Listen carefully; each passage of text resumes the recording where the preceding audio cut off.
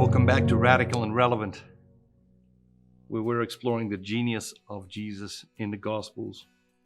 Today's reading is from John chapter 19, verses 25 through 34. So the soldiers did this, but standing by the cross of Jesus were his mother and his mother's sister, Mary, the wife of Clopas, and Mary Magdalene. When Jesus saw his mother and the disciple whom he loved standing near, he said to his mother, "Woman, behold your son." And then he said to the disciple, "Behold your mother." And from that hour, the disciple took her into his own home. After this, Jesus, knowing all that was now finished, said, to fulfill the scripture, "I thirst."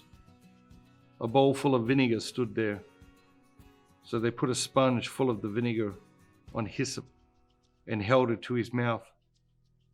When Jesus had received the vinegar, he said, "It is finished." And he bowed his head and gave up his spirit.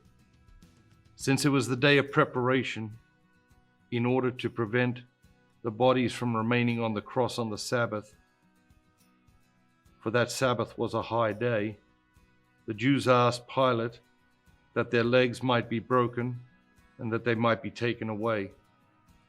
So the soldiers came and broke the legs of the first and the other who had been crucified with Jesus.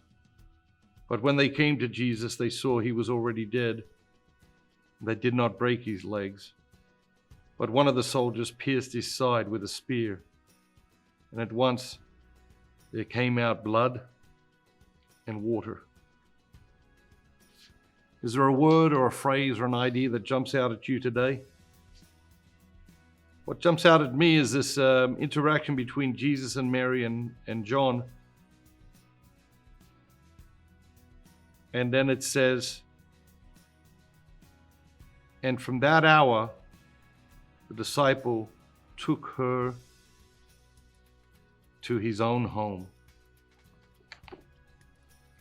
From that hour, John took Mary to his own home. John took Mary and took care of her.